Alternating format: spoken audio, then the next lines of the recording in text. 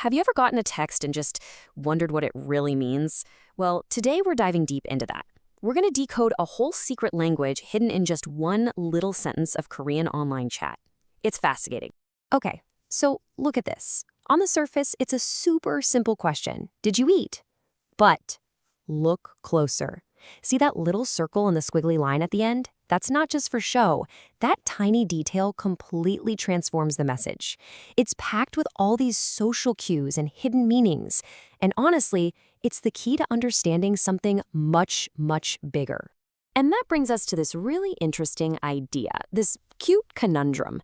It's a situation where how you type something is way more important than what you're actually typing, you know? In the world of online chat, especially in Korea, the tone is everything. And believe me, it is crafted very, very carefully. So this whole art of digital cuteness thing, what do we even call it? Well, it actually has a name, and it's totally central to everything we're talking about today. The word is aegyo. It's a Korean term, and it basically means a cute, charming way of showing affection. You might see people do it in person with their voice or gestures, but where it has really found a home is online. It's the secret ingredient that adds all this emotional warmth to text messages that can otherwise feel, well, pretty flat. Just look at the difference here. It's night and day, right? The standard version? Totally neutral, just a plain question. But when you add that little yong and the tilde, bam, the whole vibe changes. It's suddenly warmer, so much friendlier. It's a signal that says, hey, we're close. It's pretty much the digital version of asking someone the same question, but with a big smile on your face. So you might be thinking, why bother, right? Why go to all that extra effort to type out these cute little things? Well, as it turns out, they're not just for fun. They serve a super important social purpose. Okay, check out this example. Someone's asking for a hand with something, but notice what they did at the end. They added that little emoticon. That's no accident. That's a very deliberate move. It's there to soften the whole request so it doesn't sound like a demand. It's more of a gentle ask. And the impact is absolutely huge. You can see it right here. A standard text with no frills can come across as kind of demanding, but you add just a little bit of that agyo, and poof, the perception completely shifts. All of a sudden, this same request feels friendly and collaborative. So you see, this isn't just about being cute for the sake of it. It is a powerful strategic tool for keeping things smooth and friendly when you're talking online. So let's be clear, these cute endings are way more than just digital decoration. They're actually sophisticated social tools. People use them to make requests sound nicer, to show friends they're close, to calm down a tense conversation, basically to build a better, more positive vibe online. It's all about managing your relationships, literally one character at a time. So cool. Okay, but here's the catch. You can't just start sprinkling this stuff everywhere. No way. There's this whole complex, unspoken rulebook for how to use it.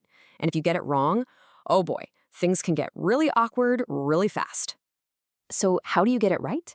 Well, it all comes down to social awareness. First, you've got to check your relationship. Is this your best friend or your boss? Big difference. Second, you have to read the context. Are you talking about weekend plans or a serious work topic? And finally, you've got to match the vibe. If someone sends you a super formal message and you reply with over-the-top cuteness, yeah, that's going to be seriously jarring. And here is a perfect, I mean perfect example of what not to do. Texting your friend, what are you doing today? Totally normal, right? But sending a message to your CEO that says, I've submitted the quarterly report. No, that is a major, major misstep. It goes beyond unprofessional. It's just plain weird. Don't do it. Okay, so we've been talking a lot about this Korean concept, aegyo. But here's the thing. While the word is Korean, the problem it solves, that's totally universal. It's really about how we all try to get around a huge, fundamental limitation of talking to each other through screens. And that problem is this.